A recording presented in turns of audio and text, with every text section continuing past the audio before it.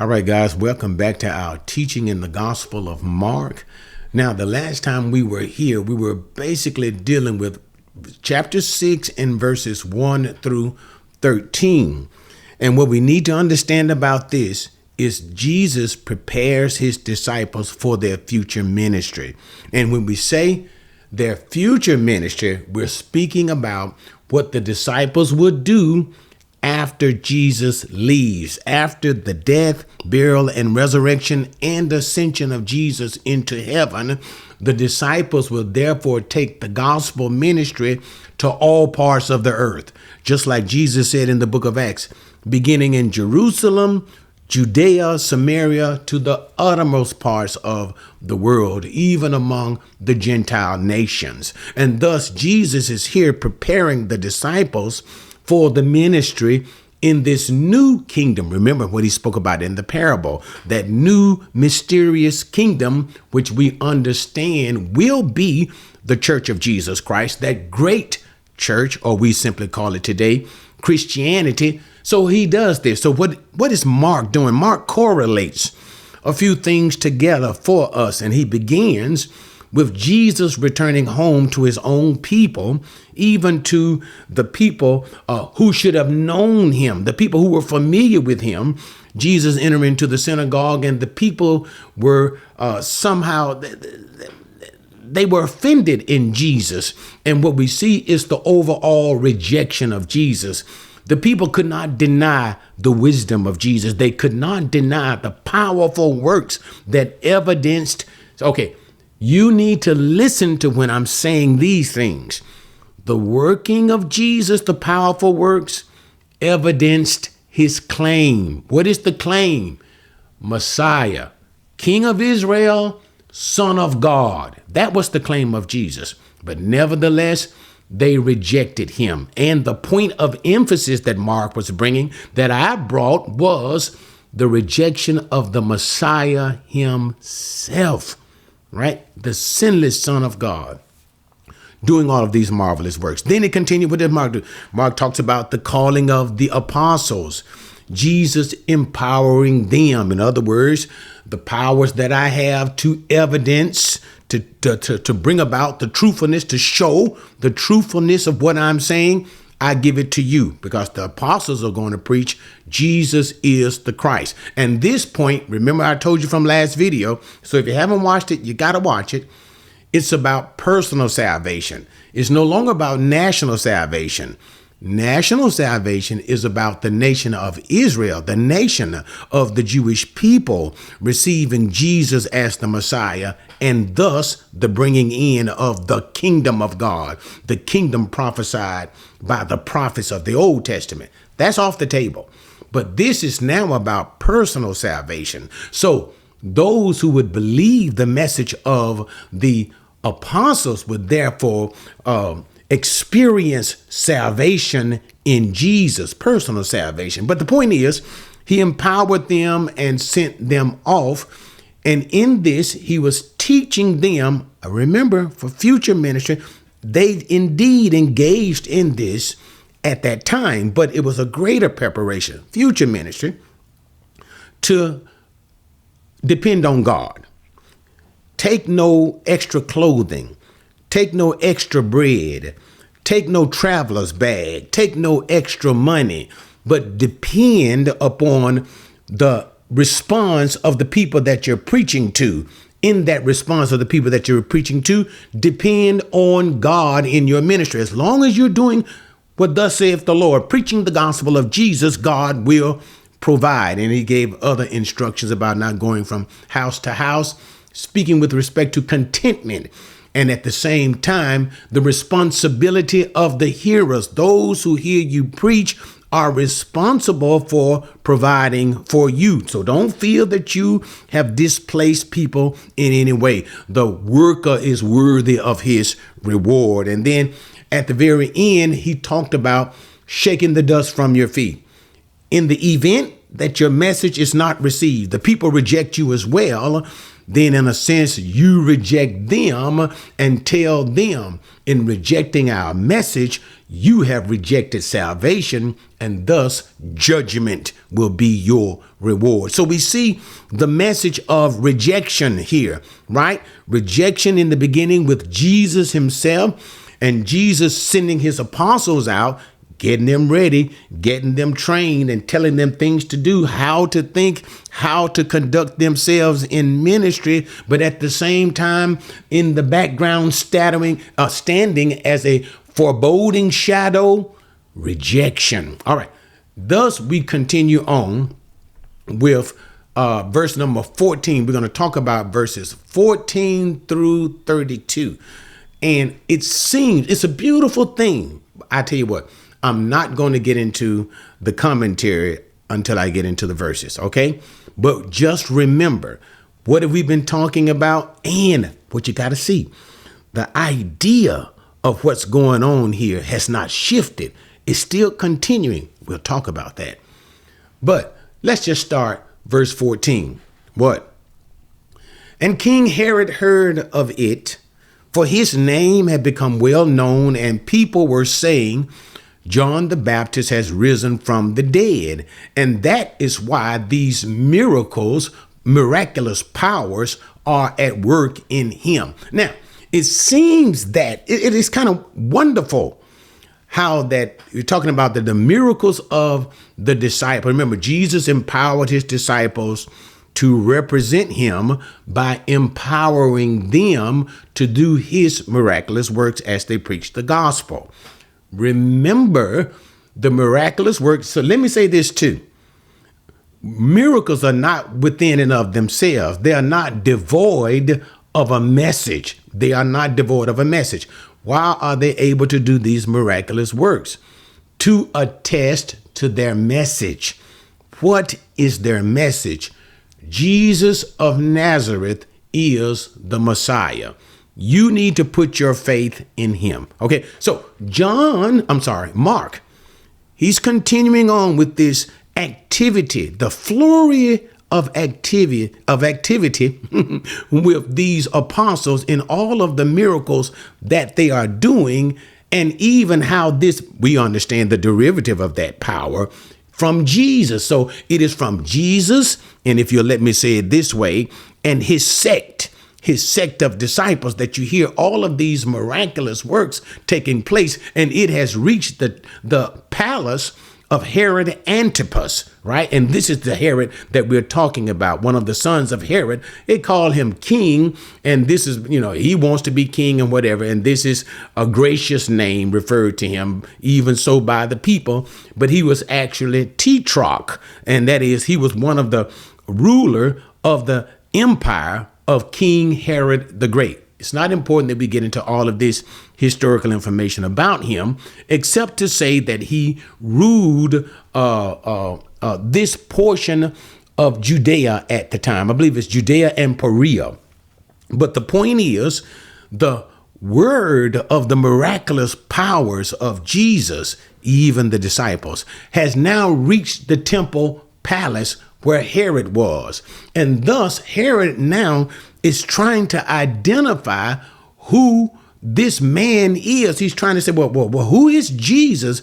And thus we have the beginnings, especially from Herod, the musing. Musing simply means now trying to figure out just who in the world is this particular one, saying what?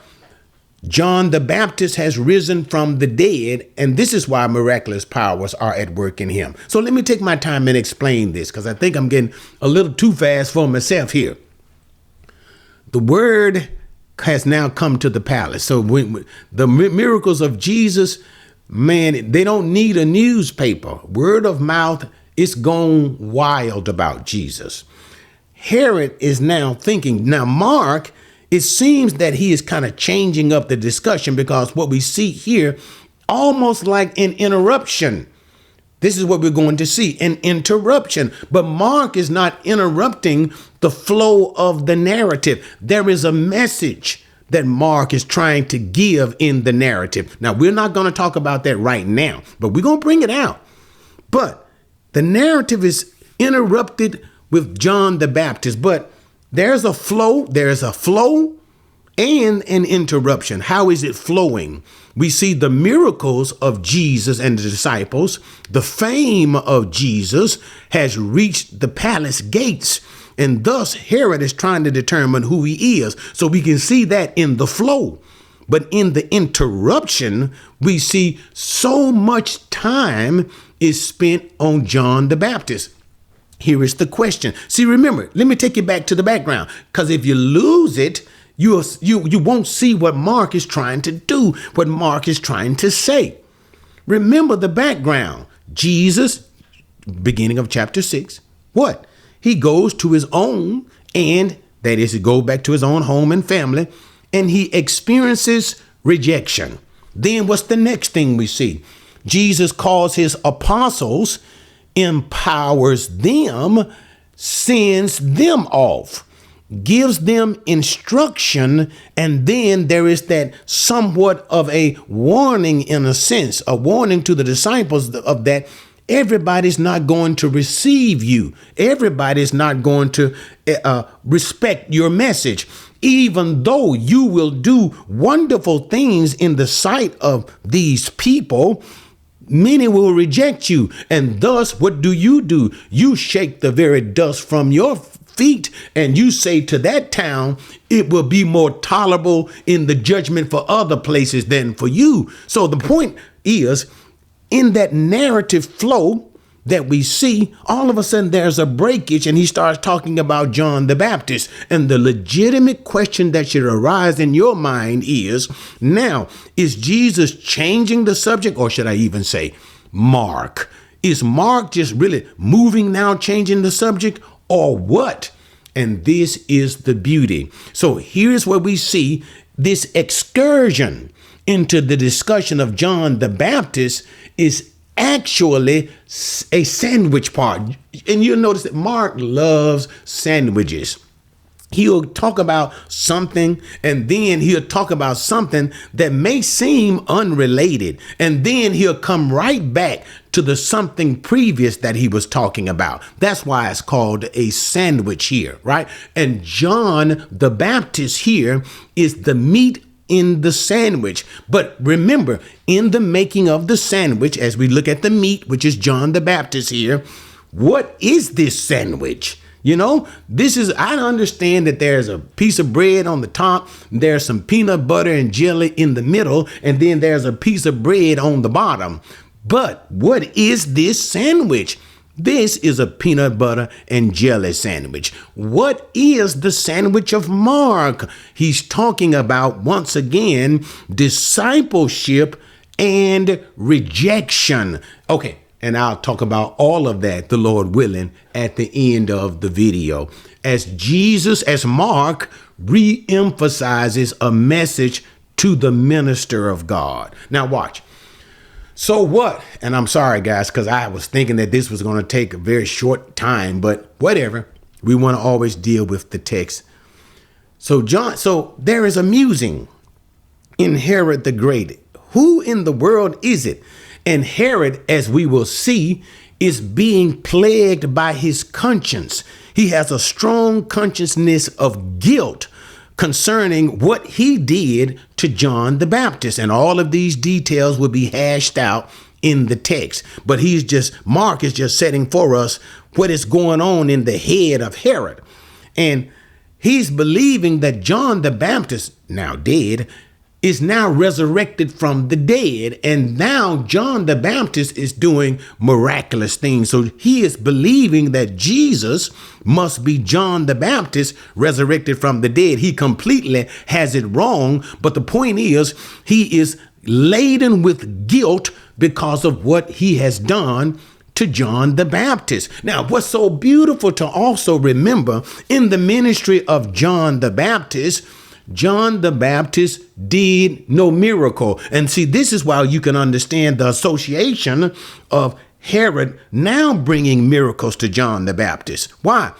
In the life of John the Baptist, John never did a miracle. John was a great preacher. Oh my God. Y'all know how I like to do it. I kind of want to go into a little excursion of my own. And remember how great the people thought that John the Baptist was. He did no miracle whatsoever, but nevertheless, at one time, so you see, this is what you need to understand. This is why the Pharisees and the scribes were coming to John's baptism. Why? They believed that John possibly was the Messiah.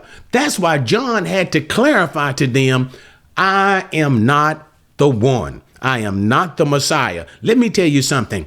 I am not even worthy to stoop and unloose the tassels of the Messiah's sandal. No, I'm not the Messiah whatsoever.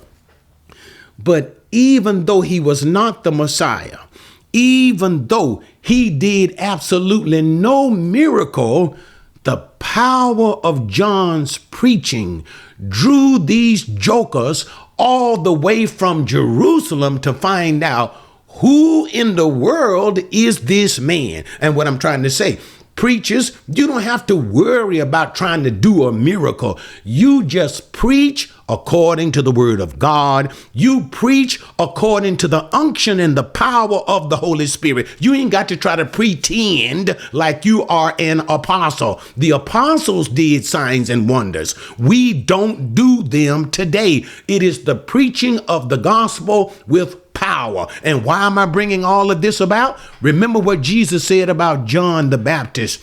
John the Baptist was the greatest one born of women. He never did a miracle. But if Jesus, God in the flesh, says you are the greatest, guess what that means? You must be the greatest. What was he trying to say? John was the greatest. I'll say it this way, that so you can get it. As far as the Old Testament saints are concerned, John was the greatest. Because notice what Jesus said. But the one who is the least in the kingdom, now that's the church era. He who is least in the kingdom is greater than John the Baptist. So you got to get the power of what he just said. Look at all of the, oh my God, I've gotten way off the subject, haven't I?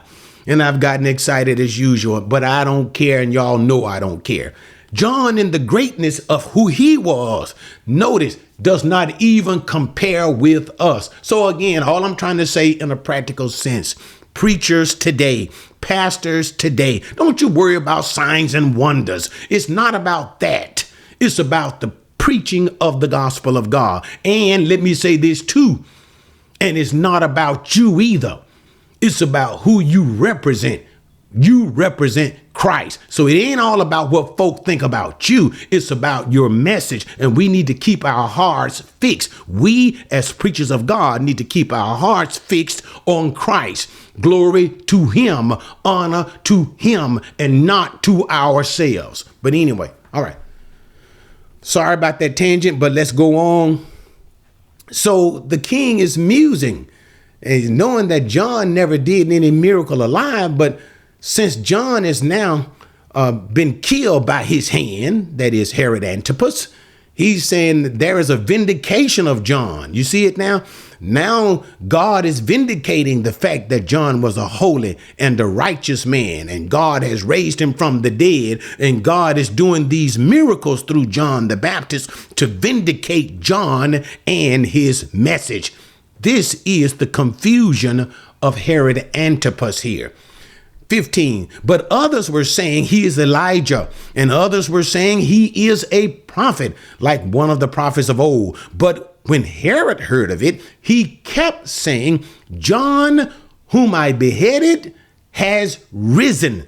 And I like that too. And I'm not going to get a lot into the Greek text, but I'll explain, I'll amplify upon the Greek text so you can see what they're saying. So there is this, as I said, musing, a form of conjecture concerning the person of Jesus because of the miraculous works that he is doing. And so they attribute to his personage, Jesus, as being one of the great prophets. And one of the greatest prophets of the Old Testament in the mind of the Jewish people was the prophet Elijah because of the miracles that he had done. It's kind of like Of all the prophets doing great things, Elijah is the father, even though we know Elisha had what? A double portion of Elijah's spirit. But Elisha ain't the father. He ain't the daddy. The daddy of great powers of God is Elijah. So you can see that attribution to there, or even of the prophets of old, because the prophets would often demonstrate miraculous things in the preaching of their message, these Old Testament prophets. So they did consider Jesus to be someone great. And notice the very context of everything, because of the miraculous power. But in verse 16, we see Herod is adamant. He said he is refusing to change his mind. He believes with all of his heart that Jesus is actually John the Baptist risen from the dead. And notice again, John, whom I beheaded. Again, we can see the guilt in his conscience, and also too the fear of John's vindication. Do you understand what I mean? You see, I don't care what you want, and it's going to say it in the text. We're going to see this. I don't care what you want to say about John. I don't care if you liked him or not. John lived a holy life. I don't care what you want to say about John. John preached the truth. He preached a righteous message. And in the end, now let's look at it from the perspective of Herod. And in the end, you know what I did to that holy and righteous man who preached a righteous truth? I killed him. So you can see the guilt of him. And what? And thus God is vindicating John the Baptist, still in the thinking of Herod. God is vindicating him by raising him from the dead and giving him powers that he never had before. And thus you see the what? The guilt and the fear of Herod, as he does not accurately identify who Jesus is. And now what? Dealing with these issues concerning John the Baptist, we see now Mark further digging into the events of John the Baptist. What? Verse 17. For Herod himself had sent and had John arrested and bound in prison on account of Herodias, the wife of his brother Philip, because he had married her. For John had been saying to Herod, it is not lawful for you to have your brother's wife. Now, we can talk about all of this with great detail, but we don't want to get too lost, because remember now, Mark is not trying to always go into details about everything. Mark loves to make precise, concise points and move on, because Mark is speaking to a general idea of what he's talking about. But is it not interesting to see how Mark kind of goes into details about the issue of John the Baptist? He kind of does a little bit unusual thing. Normally, says Mark, I don't go into a lot of details. I make my point and I keep moving quickly. But this time, Mark says, all right, slow it down, slow everything down. Now, let me talk about John the Baptist and let us get into that. So watch what he does. So he brings Herod's mind to what had happened in the previous events concerning John the Baptist. What? Herod had John arrested and put in prison. But Herod, you got to watch it clearly. So beautiful. Herod did not imprison John simply because he wanted to, even though John was preaching against Herod. He did this because he was influenced by Herodias. But before we get into all, Herodias, his wife, but let's not get into it. So he opens up the reason for Herod's fear and his attribution that Jesus was actually John the Baptist risen from the dead, and that's why he was doing these miraculous power, to reflection and remembrance. I arrested John and had him put in prison because of Herodias. Now, let's talk about that. The wife of his brother Philip, because he had married her. So what we see with the introduction of Herodias was that she was married to Herod's brother Philip. Now, I'm not going to even worry about all of the history concerning this thing, but I'm going to look at the high marks of what Mark is trying to say about the moral character of Herod. Here, this is your brother's wife. And Philip is not dead.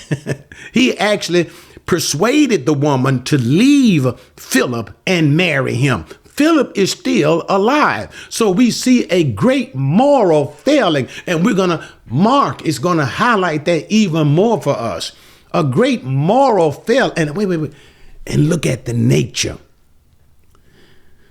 Look at the nature of this failing in Herod, how it involves sexual immorality. You see it now?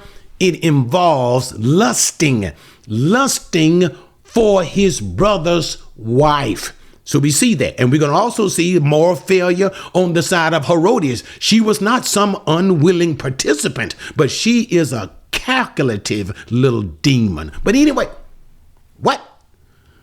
Moral failure of Herod, desiring his brother's wife, and even getting her, acquiring her, and marrying her. And thus is the preaching of John the Baptist to say to Herod, it is not lawful for you to marry your brother's wife. Now, even though Herod is an Idumean.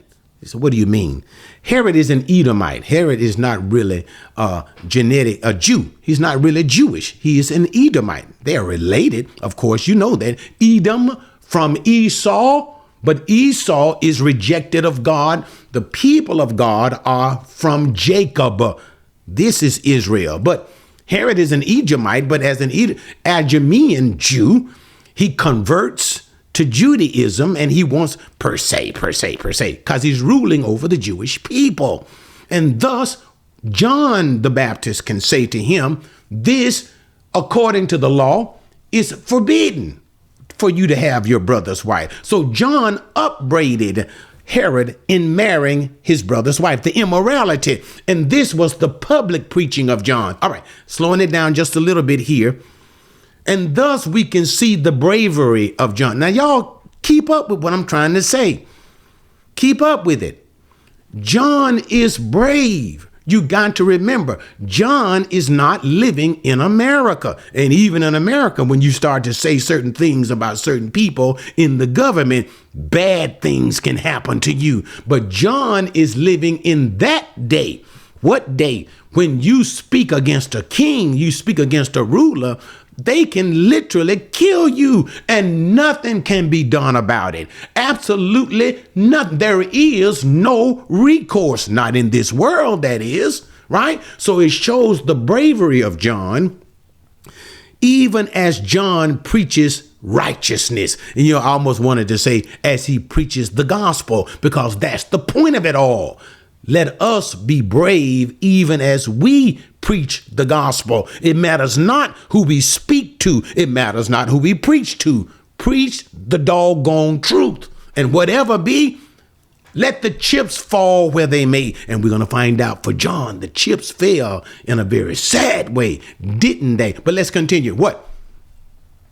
It's not lawful for you to have your brother's wife. So we see the public preaching of John, the bravery of John. We are also introduced to the immorality and the depravity of Herod. Let's continue. 19. Herodias had a grudge against him and wanted to put him to death and could not do so, for Herod was afraid of John, knowing that he was a righteous. Oh, you got to see that. I'm not going to preach. John was a righteous and a holy man, and he kept him safe. When he heard him, he was very perplexed, but he used to enjoy listening to him. Now, let's talk about it. What? So now in verse number 19, we are introduced to the root of the problem. The root of the problem is not so much Herod. Yeah. Herod has the power. And Herod, he's deeply involved in the sin, because that's why John is preaching against him. But really, what's going on behind the scenes is his wife, Herodias. And notice, Herodias, 19, held a grudge against him. You see, John is out there preaching. See, let's go back. Go in your mind. John out there preaching. He out there saying in the public, it is wrong for Herod to do what he is doing. So it makes the king look bad. But remember, Herod married Herodias, his brother's wife. She is boiling over. She wants John. She want him shut down.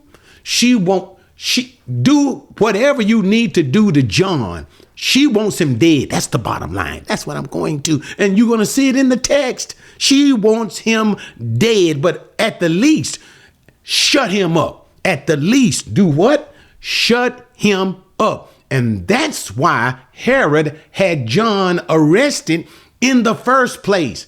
Herod didn't arrest John because he wanted to. He arrested John because his wife wanted him to. Again, I don't want to take an excursion, but I almost feel like it. Nothing irritates me personally more than a weak man. A man who cannot tell his wife, now look, we're not going to do that. Look, we're not going to go that way. You need to sit down. I'm not going to do that. Nothing irritates me more than that.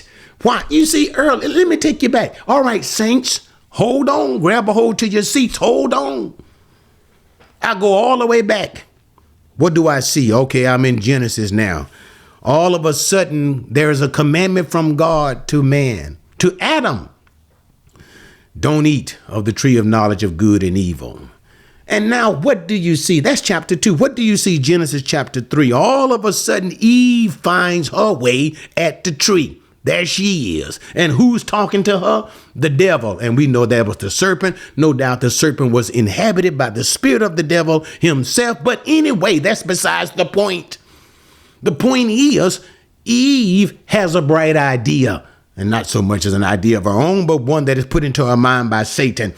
Disobey God and eat from the tree. What does she do? And so you even got to think about it. What is her motive? Why would she do that? Now notice, what did he promise? You will be like God, knowing good and evil. But the point, you will be like what? You will be like God. Eve knew she wasn't like God. Eve knew she was under God. Eve knew she was under Adam. I said under Adam's authority. Watch, how do you know Eve under Adam's authority? God made Adam first. God called all the animals, and who gave all the animals their name? Adam. And then thus God says, what? I don't want man to be alone. I'm going to make someone for him. So Eve is made for God. And what happens? God performs the first wedding, and God brings the woman to the man as a gift to him. And what does Adam do? Adam gives her name, just like he named the rest of the animals. Not saying Eve was an animal, but it indicates his authority. Eve, she's tired of that now. I can be like God. But the point is, only Adam could have broken the commandment. Only him. And what does she do? She gives it to him. And what does weak Adam do? What does foolish Adam do? Listening to his wife, he eats and the whole thing falls apart. That's the point. Again, let's go back. What do I see? There is the promise of God even to Abraham about having the seed. God promised him a seed. When? At the time that he was married only to Sarah. What happens in Genesis 16? Sarah gets a bright idea. I can't have children. Go into my handmaiden. What does foolish Abraham do? Weakened at that time, what does he do? Listen to his wife. What happens? All Hades breaks loose in the house. The pregnant woman ends up running off. God has to salvage the situation, bring her back home. It is an absolute mess. God has to restore the covenant with Abraham. Verses 17, circumcision. 18, Sarah, you the one gonna have the baby. That's the end of that now. What do I see? Oh, he is the smartest man in the world. No man has the wisdom of King Solomon. Or even before that, let's go to the time of the judges. What do I see? I know I'm preaching. I guess I'm in a free spirit today. What do we see in Judges? Strongest man in the world. Strongest man in the world. No man can overcome him. His name was Samson. But even though no man, no brute strength could overcome him, he could not. Or should I say, he fell victim. He fell prey. The lion fell prey to the wiles of a seductress, Delilah. What do I see then? Finally, Solomon.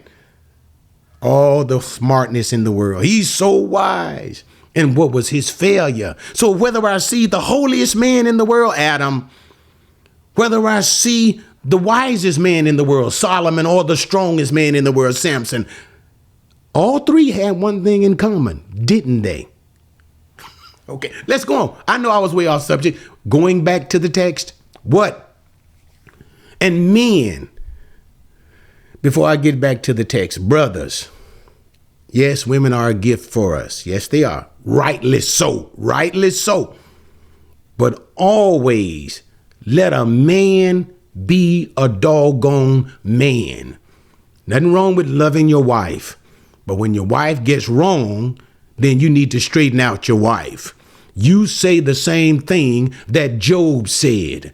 The wife of Job came to him. Why don't you just curse your God and die? And Job looked at her and said, you talk like a foolish woman.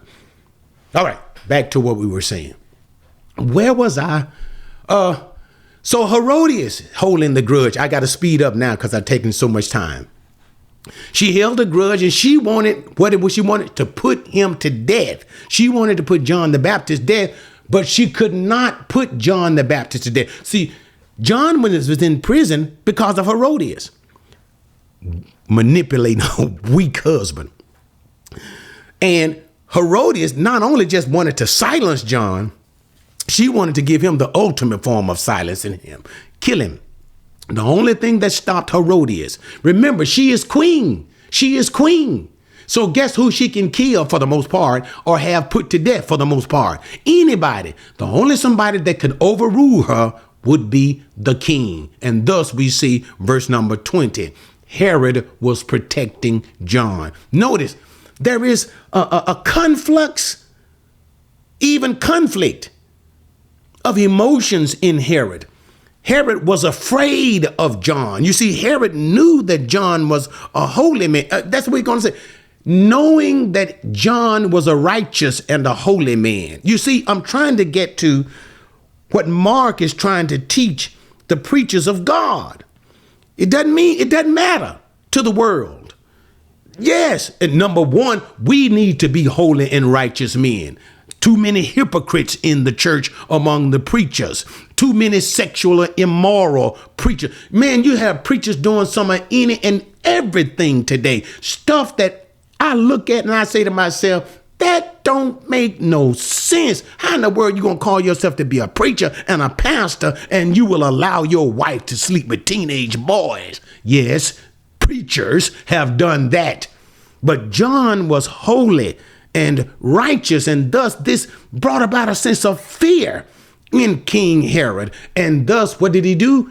He kept John safe. In other words, all right, Herodias, I'll pacify you. I'll arrest John. But now that's as far as I'm going to go. What? That's as far as I'm going to go. Now, leave it alone. John is now arrested. Because what? In the back of Herod's mind, he know John is preaching the truth.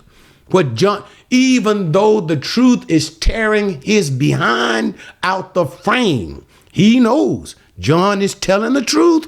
And at the same time, is something about the truth that can be a wall of resistance. It could be a protection sometimes. In other words, you see what I'm trying to say? Herod, there is a sense of respect and reverence that he has for John. even though the preaching of John is actually against his own sinfulness. But nevertheless, he's kind of like the person who knows the truth, hears the truth, respects it as the truth, but he ain't ready to live the truth. That's kind of like what Herod is. And at the same time, we can see one of the reasons, and we're going to highlight that as I move on through the text. And when he heard him, in verse number 20, because we need to talk about Herod's character, he was very perplexed and used to enjoy listening to him. So what we see here is emotional confusion with Herod. In other words, at the same time, while Herod is being John the Baptist in preaching, will be tearing he's tearing his behind up in the preaching. Still, Herod appreciates the truth. He still appreciates the truth. And notice, ain't this crazy? He enjoys listening to him.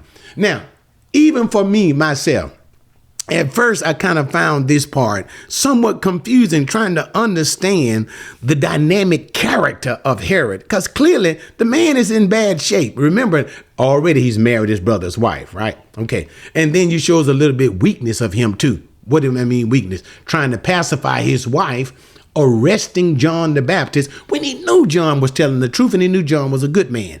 But at the same time, he enjoys the preaching. What I was trying to say, I thought about it, I was complex at this myself until it came to me how I have a particular uncle. And I'm not going to go any further than this. But that joke ain't been more saved than a cat. For some reason, he loves to hear me preach. And it's against him. But still, he loves it. And thus, I said, I understand now. It's something about the truth that still resonated with Herod. It had a good effect on him, even though he had such moral failures. All right. And so now let us get into such moral failures. What? A strategic day, verse 21, came when Herod on his birthday gave a banquet for his lords, and military commanders and the leading men of Galilee. And when the daughter of Herodias herself came in and danced, she pleased Herod and his dinner guests. And the king said to the girl, "Ask me for whatever you want, and I will give it to you." And he swore to her, I got to finish this, "Whatever you ask me, I will give it to you up to half my kingdom." Now, let's talk about it. What? All right, so now we got a background set. John has been imprisoned because of the manipulations of Herodias, the wife of Herod, the illegitimate wife of Herod. She hates John the Baptist. She hates him so much she wants to kill him, and she would have been able to, except her husband Herod Antipas. He protected John the Baptist, and we are seeing the character of Herod, kind of confusing man of nature. He is a crook. That joker's a crook. He's lustful. We've seen that. Why? Because he's taken his own brother's wife, and brother still living, he's married the woman. And even though John the Baptist here, we see his bravery. Even though John the Baptist is tearing him out the frame with the preaching, it is not right for you to have your brother's wife. Still, even though Herod knows it's the truth and he's been torn up by it, he enjoys it. He's not perverse, but he knows it's the truth. He knows John is a good man, holy and righteous, and he knows John is preaching the truth, and he enjoys listening to the truth. So you can see Herod sending for John in the prison. "John, preach to me, man, preach to me." But what happened? A strategic day. I like that. So you got to catch that. Strategic means opportune. What is so opportune? It is now getting ready to take us back to Herodias. Remember what she's been wanting to do? I want John dead. I don't just want him. You see, my husband Herod, he keeps sending for John. He keeps listening to John. And I don't like the influence that John has over my husband. First of all, I don't like him in the first place because all he says is nasty and ugly things about me. I want him dead for that. He talks about me. He talks about my marriage, and he tries to say I'm a sinner. I don't like that. And then he has the ear of my husband, the king. I want to get rid of him. I'm sick of John. If it were anybody else, I could kill him. But my husband is protecting him. But what an opportunity. Now Herodias gets her chance. That's what it means. You see it now? That's why he says strategic day. She is about to get her chance to have fulfilled what is in her heart, Herodias' heart. That is the death of John the Baptist. But let's continue. What? We have now a birthday banquet for Herod. He gives himself a great booyah. And notice all of the big time people are there. That's what's important as well. You got to remember that. His lords, the leading men of Galilee, and the military commander. So it's a big time folk around this big time king. And thus, what do we have too? Now, let's go even a little bit deeper here. What do we have in the midst of this celebration? He has the daughter of Herodias to dance for him. Now, I want you guys to really see this because what? We are further given insight into the character and the moral failure of Herod. Verse 22. The daughter of Herodias herself. See, I got it. Okay. Powerful. The daughter. But let me go on. You're going to see it. Danced. Pleased him before his dinner guests. See, all of this is in the public. And then it says the girl. So let me start right here. You see where it says, pleased Herod and his dinner guests. And the king said to the girl. That's important. The girl, Toi Corasio. It means young girl. It means that whatever the deal was, notice she is not a young woman. She is a young girl, probably even a preteen. Now you got to see that. What is she doing? She is dancing before Herod. The atmosphere is she is doing such a somewhat sexually provocative dance. She is dancing before Herod to cause arousal inside of him, to cause excitement in him. How do I know? Look at what he said. He immediately says what? Girl, I'll give you up to half my kingdom whenever you want. Let me tell you something. That young girl was shaking her rear something. It was something else at the same time. What else can you see? Young girl before Herod. And notice the daughter of Herodias herself. Of who? Herodias, the wife of Herod. Herodias, who married Herod, who wants John dead. Now Herod, her husband, lust. You see it now? The absolute moral corruption of Herod in lustfulness. He was a lust demon. He lusted after his brother Philip's wife, Herodias, and got her. And now he is lusting after the woman he married. He's lusting after her daughter, the daughter. And the girl is so young. Herod is an absolute mess. And that's what the scripture is trying to get us to see. But it's even deeper than that. But let's go on. Watch. And I'm going to show you why it's deeper.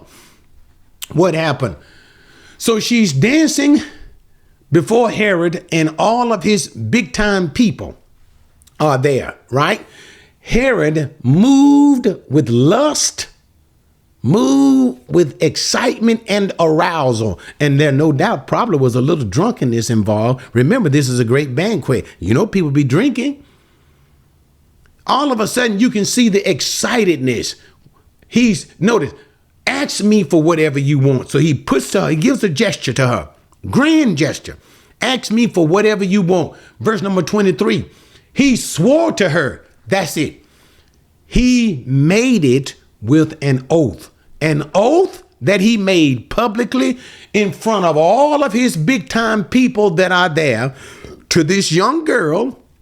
Why? He is so and that's what gets us, men. That's what gets us. See, I know a man. Let me tell you something. I know a man. Women know men. Men know men. Nothing creates or inspires us to do stupid things like lust. Lusting after a woman. Nothing can contribute to us doing stupid things. What stupid things, Pastor?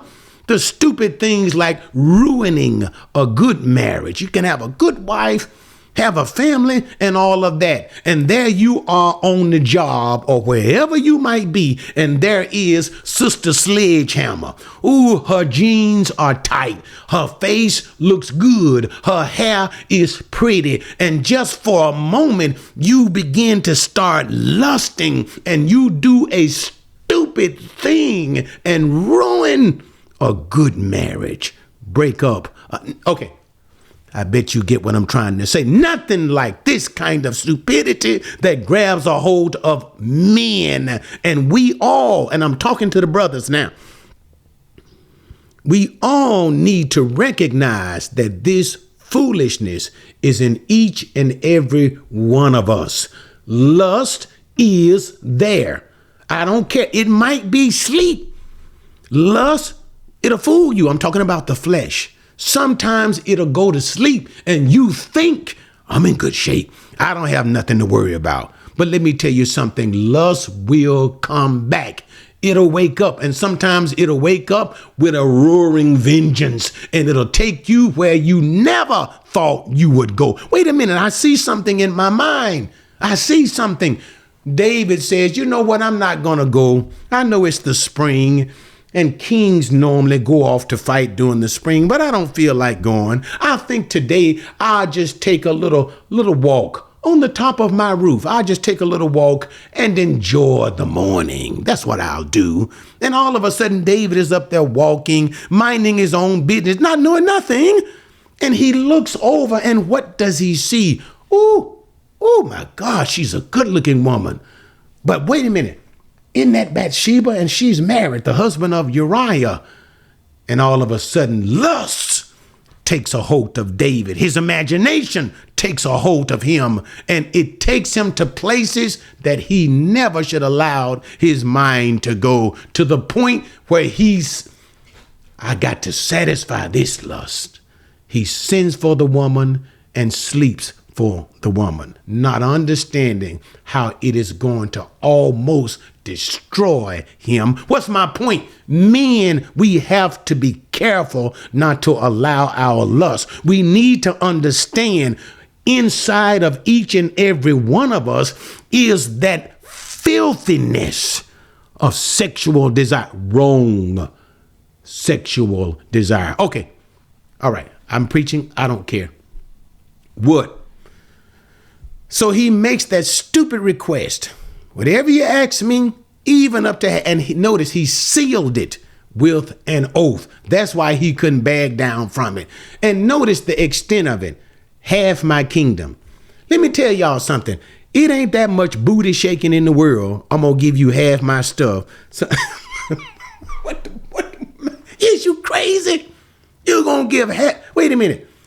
For dancing.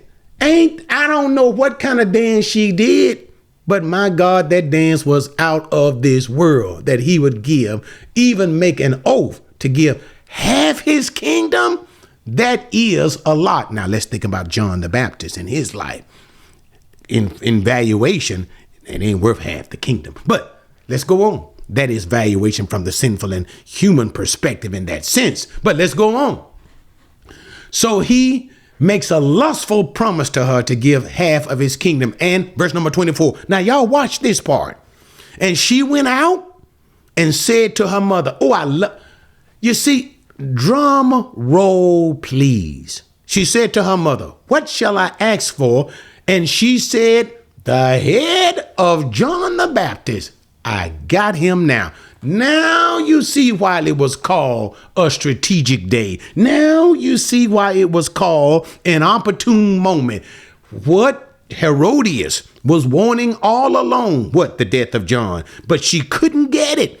She says, "Now, I got him now." But let's investigate further. Let's look at it. What? She went out, the young girl. I like that too. What do we see in contrast? Y'all, I know I'm taking a little while, but I hope you guys are walking with me. Enjoy this. Think about this, the practical nature, what it says to us, what it says for us to do, not to do. The girl left out. Notice that comparing to the king. Notice the girl came, did her little sex dance in front of the king. He got so excited, immediately he just blurts out. "Cool, girl, whatever you want, up to half my kingdom, I swear I'll give it to you." He just all of a sudden in a moment, as if, notice what I'm saying, as if without giving it a second thought. Notice verse 24. But when he asked her, notice she did not immediately respond. Don't you see it now? Oh, brothers, it is true. It is so true. Women can be very calculative. Oftentimes, that's what I was talking about earlier when I talked about Adam or Solomon or even Samson, but especially Solomon and Samson. Sometimes we men are led about by the wrong member of our body, by lust. And the women know that. They know that. And the women, you see, when you look at a man is a physically superior creature. In other words, if it came to men and women battling against each other, who doesn't know how that's going to turn out? But the women are calculative and the women are smart. They know how to use sexuality. And at the same time, when a man could easily be brought to his knees because of his response to lust, a woman is sitting there thinking and calculating. Notice what we see. What? She went out. Again, let me keep talking. I thought this was a young girl. She was. But the young girl had more sense than the king. She may be young. But she's smart enough not to give an answer in the moment. She's smart enough to understand she might need some counsel in order to give a real good answer. In other words, I don't want to answer him too quick. I want to make sure with this opportunity that I have, I want to give the best answer that I can. I want this thing to really profit me. Oh, you got to watch that too. To really profit me. Because that's not what's going to happen. But she went out. And what? She said to her mother. Now, again, let's hit the brakes again. This is such a beautiful thing. To her mother. She has to inform her mother of the situation. She has to inform her mother what has happened. I'm dancing before your husband. Her mother has to be aware of what kind of dance this probably was, to the point that her husband would make the statement that he made. She got to be aware. And the girl is so young doing this. But look what it says about Herodias. The first thing that you would think, a mama, wait a minute here. Here my husband is lusting after my daughter. You would think she would get angry. In today's time, what? You get angry, you leave that joker, and then you have him put in jail. Well, we know it couldn't have happened quite that way. It was a little different now. But the point that I'm trying to bring about, and you guys should see it now, it didn't bother her. That didn't bother. So it speaks of the moral degradation in Herodias' character. See, she married Herod. She was a crook. You see, she ignored the fact of her husband's sexual advances to her own daughter. She even ignored, what kind of mama do you have to be? And even more so, you see control and calculation. What do I mean? Herodias was able to override her own feelings, whatever she may have thought about what her husband was doing, whatever she may have thought. In other words, this chump is lusting after my own daughter. She was able to get over that to calculate. Again, notice what I'm trying to say. Calculate. Notice what what Mark said earlier. A strategic day. Oh, I got him now. That which was truly in her heart to do. Not be angry with her husband. Not set her husband straight, but kill John the Baptist. She thought to herself, I got him now. What? She requests the mother, the head of John the Baptist. So that's what she told the daughter to ask the king. Let's finish this out. Immediately the girl came in. She came in a hurry. Notice, in a hurry to the king and asked, saying, I want you to give me, watch it now, watch this, at once, which means right now. What? The head of John the Baptist on a platter. We'll talk about that. And although the king was very sorry, yet because of his oaths and because of his dinner guests, the king sent an executioner and commanded him to bring back John's head. And the executioner, he went and had him beheaded in the prison. So what happened? After the girl received counsel from her mama. Now notice, remember, I said the girl she didn't answer quickly when the king said, what do you want? The girl had the sense enough not to give an answer because she wanted to take advantage of this opportunity. She was going to try to act in her best interest. So she counseled her mother what to ask for. Her mother used the incident to request for something she'd been wanting all the time, the death of John. So she asked for John's head. The point, the girl wanted to use this situation to be advantageous to her. But what we can see is the impressionableness of the girl. That's why she's a girl. She's a girl. She is impressionable by her mother in that what? The girl was not advantaged at all. Notice, the king asked the girl, what do you want up to half my kingdom? So whatever it is, it would benefit the girl. What was the response of the girl? The head of John the Baptist. How did the head of John the Baptist advantage this girl at all? It did not. This demonstrates her youthfulness and her influence, her being able to be influenced by her mother. She was just a young girl. At the same time, this highlights the moral degradation of both Herod and his wife. This young girl doing this sexual dance and all, and let's just ignore all of that. That is from the mother's perspective. Let's ignore the fact my young daughter dancing like this in front of my husband. Let me get what I want out of the situation. All right, back to this text. And so what she wanted, she came back to Herod after the consultation with her mother and asked for the head of John the Baptist when? Immediately. That is, right now, during the birthday party celebration, you swore an oath to me in front of them. Give me my gift, my reward, my request in front of them. So here is the calculating thinking of Herodias. I got him now. What do you mean? You see, he made this grand gesture to my daughter, right? To give up to half his kingdom. That's a lot. Not only that, he made it in front of all of these other people. How do I have him now?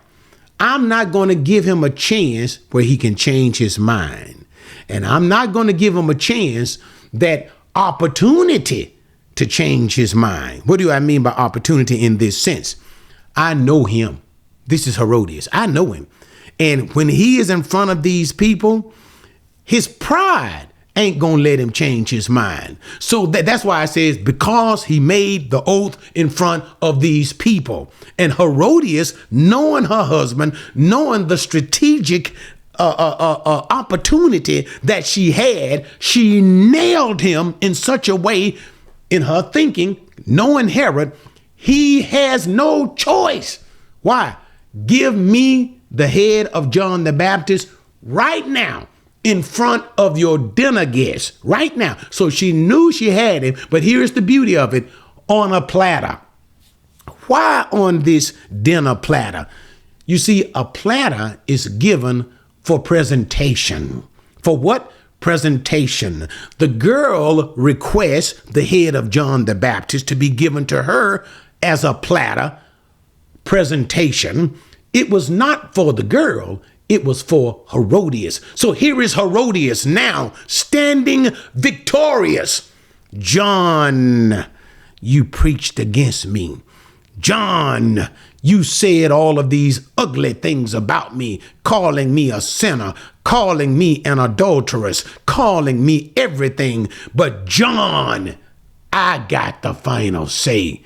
John, and can you imagine as the head of John the Baptist is presented by the daughter in front of Herodias, imagine her looking at that head and saying these words, John, who got the final say so now? Preacher. There's a point. But let me go. Gave it to the girl, and the girl gave it to her mother. Verse number 28. Verse number 29. When his disciples, the disciples of John, heard about this, they came and took away his body and laid it in a tomb. We got the burial of John the Baptist. So now we have a circular, not so much as a circular theme, but a recirculating back to the beginning. What do I mean? Remember, we started with the working of Jesus doing miraculous works. Remember the disciples. So you got to bring it all in. Jesus sending out the disciples. Jesus himself, of course, doing the working, mighty miracles, miraculous works. His disciples doing these miraculous works. What? All of a sudden, Herod trying to figure out who Jesus is. He believes that Jesus must be John the Baptist, risen from the dead, and as vindication because of what Herod did to him, that is, having him beheaded in the prison. According to all of this story, God has now raised John and allowing him to do these miraculous things. And so this is what verse number 29 is doing. It's returning right back to this thing concerning John. Why? John has now been dead. John has been killed and he has been beheaded. And the disciples of John come and take the body of John. Now notice this. I want you guys to see this. Verse number 30. Now watch how it works. The apostles gathered together with Jesus, and they reported to him all that they had done and taught. Now, isn't that beautiful? You see, watch this. You go like, hubba? Wait a minute. Now, we were talking about John and the bad stuff that just happened to John. Now, all of a sudden, we come back to the disciples and their mission and them jumping up with joy about all the things that they had done. You see how Mark, it seems, let me show you what's going on. It seemed that he kind of blaming. He's going from one thing to another. And you have to say, well, what in the world does John the Baptist have to do with this? That's how you put it all together. John the Baptist is the peanut butter and jelly. It's the filling between the two pieces of bread. What do we see? John the Baptist is indicative of, notice now, what did Herod say about him? He knew he was a good man. He was a holy man. He knew that John preached righteousness. And even though Herod was emotionally at odds with himself, listening to the truth of what what John was preaching, but at the same time being influenced by his awful wife, he still yet had him put to death. John evidences. Well, remember, John the Baptist was sent from God. John the Baptist was a forerunner for Jesus, for the Messiah. That's what John was. John was one sent by God in order to prepare the people for the Messiah. What do we see? Even though John himself was a good man and a righteous man, and he preached the truth of God, ultimately, what was the response to John? What was the response to the message of John the Baptist? The response was his death. That's what Mark is trying to let us see. What? As John was sent, so Jesus is sending his. And Jesus sent his apostles, empowering them. Power. Remember what got Herod's attention? The miraculous power. Jesus sent his servants, his apostles, with power. And ultimately, what was the response of the government? And I'll say that and let you guys think about that. But the response of Herod, the response of Herodias, they killed John. Mark wants us to see all of this is about preparation for the disciples. What?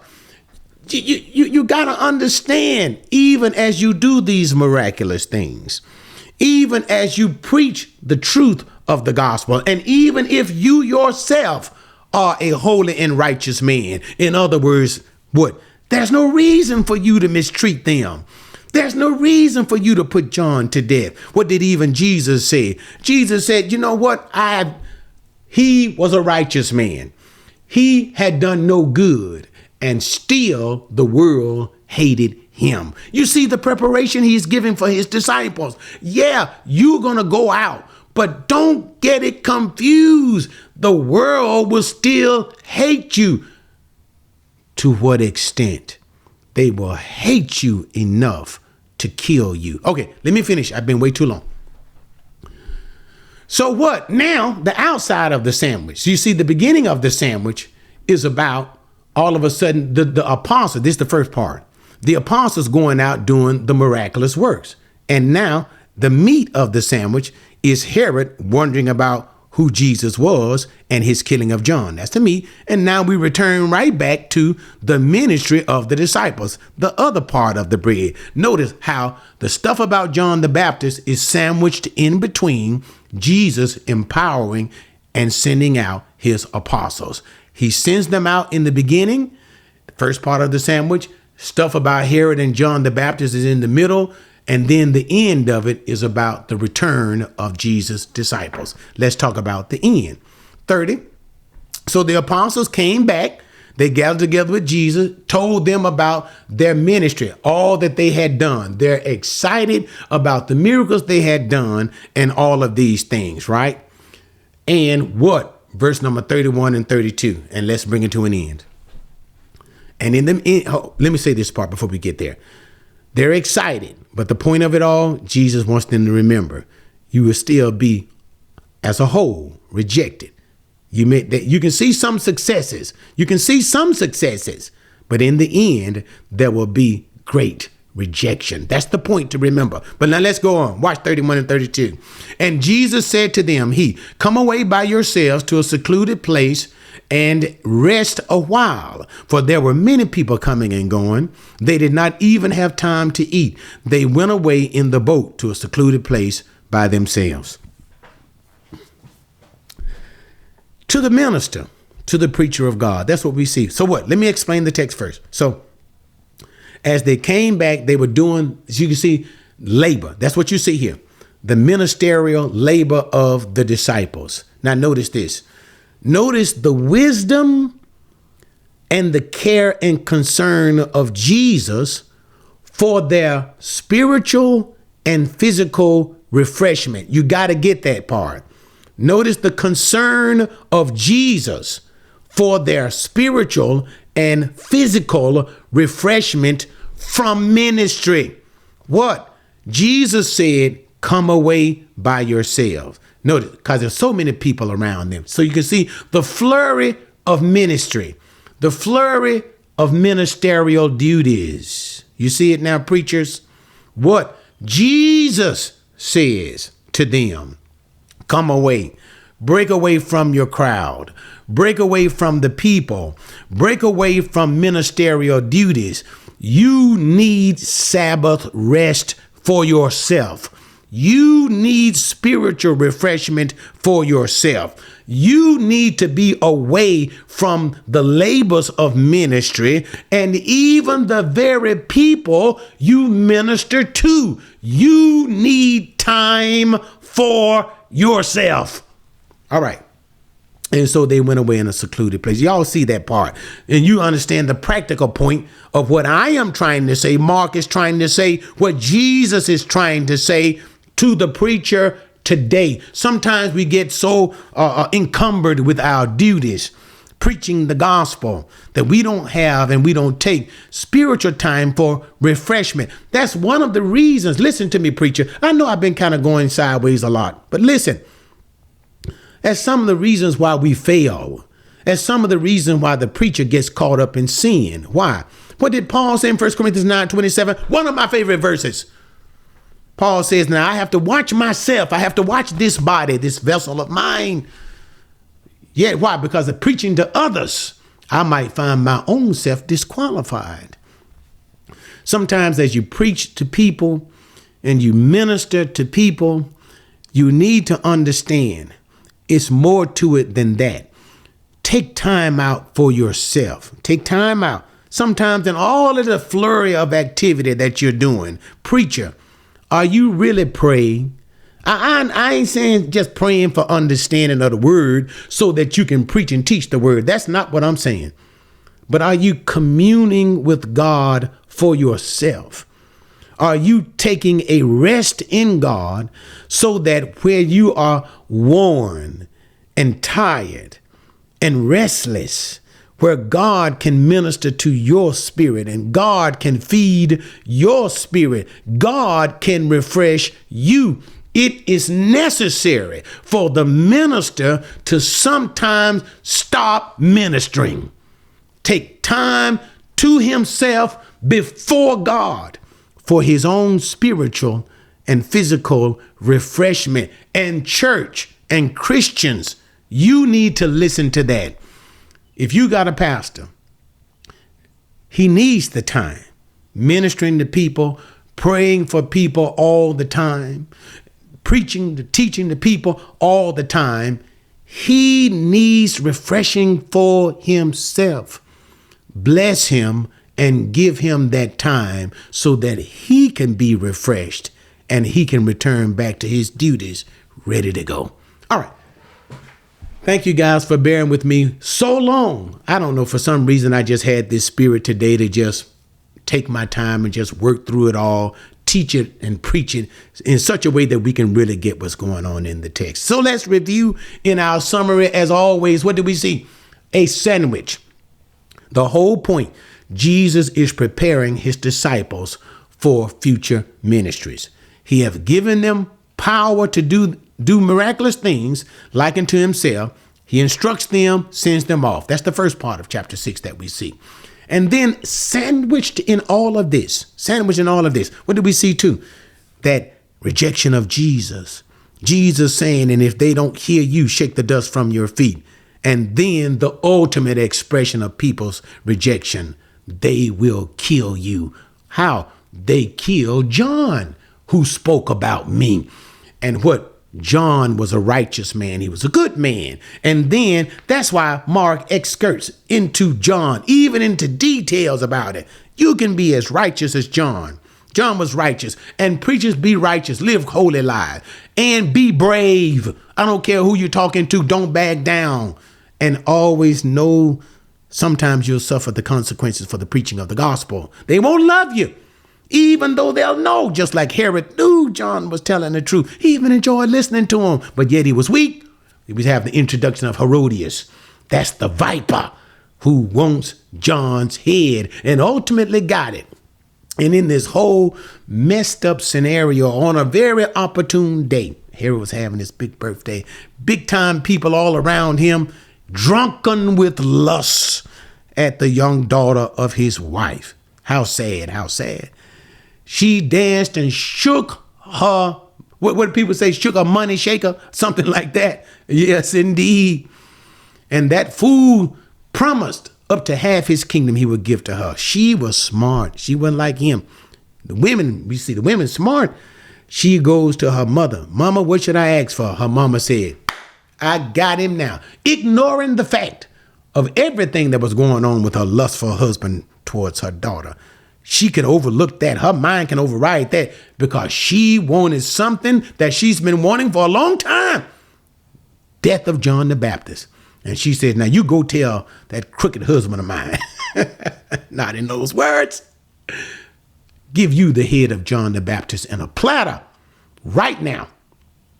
And the king, you can still see him struggling. He knew John was a good man, but nevertheless, pride wouldn't allow him to look at his wife and say, to look at the girl who just came back from the mother. Pride would not allow him to say, now look, I might have said that. I misspoke. I cannot and I won't do that. No, he didn't have that decency. He didn't have that. He yielded and he had John beheaded in the prison and the disciples came and got his body. The point, you will suffer for the preaching of the gospel. You will suffer for righteousness' sake. You will suffer even if you are a righteous man.